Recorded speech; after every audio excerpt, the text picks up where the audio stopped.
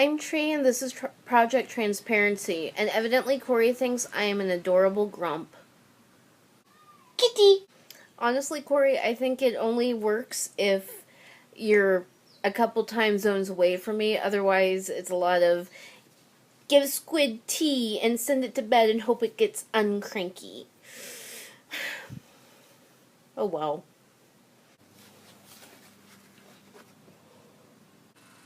The community calendar. So, tomorrow is Gallery Nite. And I will be at the art garage from 5 to 8, doing the thing, being arty. And for once, I'm actually kind of excited about it because Lain is coming, so if you wonder who the mysterious Lain is, she will be there. And Lizzie is going to be there, which is really exciting because I haven't seen her in almost a year. And probably baby Abby will be there, which is amazing.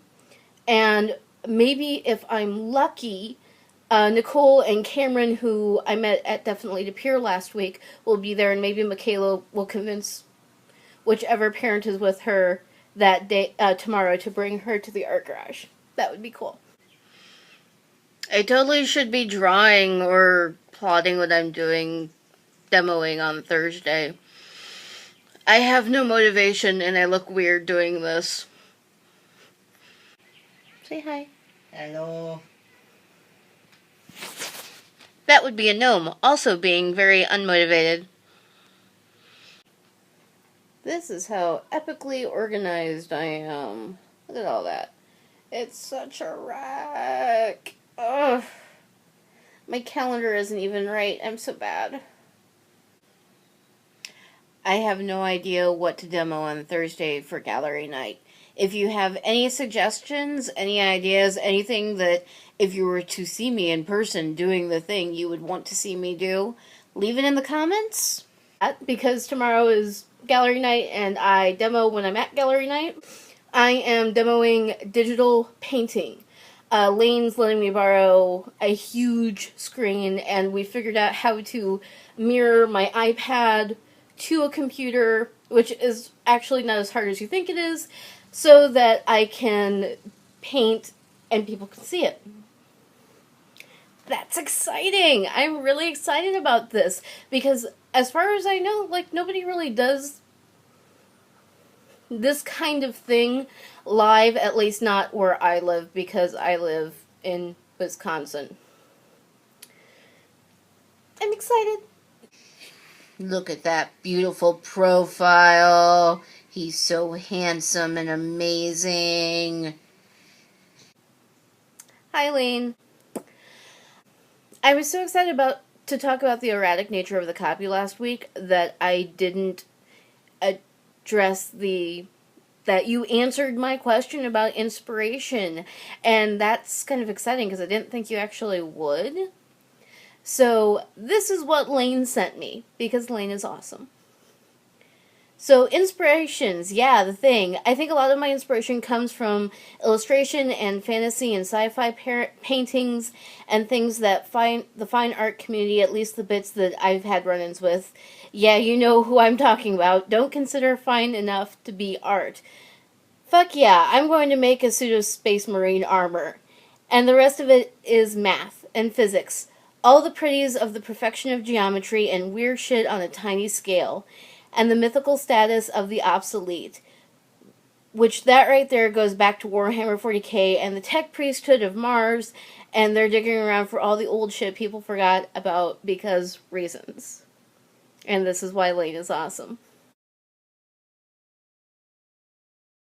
Yeah, we kind of both got in trouble at art school a lot for taking our inspirations from places that our professors didn't necessarily consider fine enough. But again, Jesus, Stormtrooper, both fan art. Our mutual friend Michelle actually had a response to the idea of audience participation in art and the importance of the audience in art.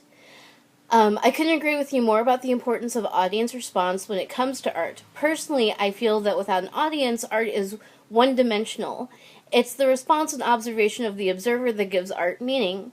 Since different observers have varying responses to a work of art, it becomes more complex and multidimensional. It is no longer the sole intellectual property, I can talk, of the artist, but takes on a life of its own. And I couldn't agree more, honestly. That's why art, whether it's music or story or visual or performative or whatever, is transcendent of the creator. And it's funny that I'm talking about inspiration again, because I didn't last week, because in the last week I have gotten asked 2 more times about where my inspiration comes from. And it's like I did a video on it, but I'm kind of doing a video on it again because I just recently finished Paper Towns by John Green. I know, I'm late to the game. I'm late to like all the games when it involves things involving YouTube. But I basically read it in one sitting instead of taking a nap after intense amounts of insomnia, which is fun! Yay! But because of that, I ended up with a new idea for a series.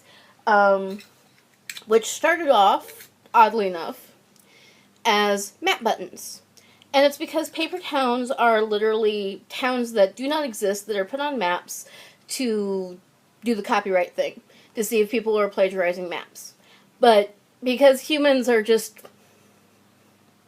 little snot sometimes, people sometimes build things in those non-existent towns.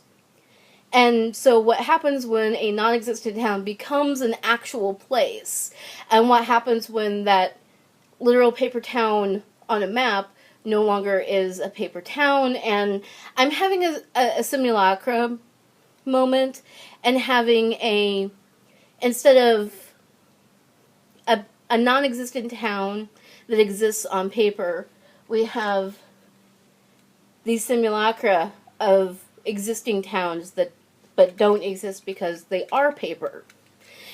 The thought hasn't quite coalesced yet, honestly, but it's there. I can see it, I can feel it, I know what it looks like. I just don't have all the words in the right order yet. That happens. But like the idea is that these will be like boxes covered in maps and atlas pages, and it'll be an interactive installation that people can build their own towns with.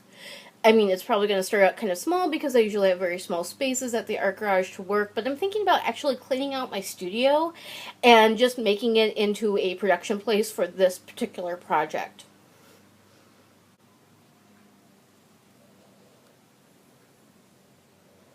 I also had an idea for another project. If you follow me on Twitter or you stalk my Facebook page, I actually, a couple weeks ago, tweeted something about I have this urge to spray paint toys with gold spray paint, and I started the first ones of that. And this is one of them. Actually, this is one I'm keeping because I liked him so much. It's called Midas's Touch, at least that's my working title at the moment, and the idea is what we value and what we don't value, and what we idolize and what we don't. And what better way to do it than to spray paint things gold? I kind of like spray paint. Duchampian ready-made idea. It's very Dadaist. I have a tendency to be Dadaist. I've also been doing some graphic designing of like Avengers things because I might have an emotional relationship with the Avengers and Marvel. I don't think that's a bad thing. But I've been making buttons. Aren't they cool? I really like my the Hawkeye's button I made. It's really bam. And I have them up on like Redbubble for like tote bags and t-shirts and stickers and things, but I've made, as you can see, physical buttons that I'll have with me at Gallery Nite tomorrow. Interesting little thing. When I posted my Captain Marvel design on Instagram that goes to my Twitter, that goes to my Facebook page, Kelly Sue DeConnick, who writes Captain Marvel, liked it, and I'm all squee still. Alright, so I have things I need to go do that probably involve editing this because I'm sure I'm rambling ridiculously today. But Lain, I will literally see you tomorrow, and this is so exciting because I miss you. I know I don't say it very often, but I do. Alright, bye! Because I'm doing digital art tomorrow, I need prompts. Give me prompts. Leave them in the comments. Leave them wherever. Send them to me. Let me know. Okay, bye!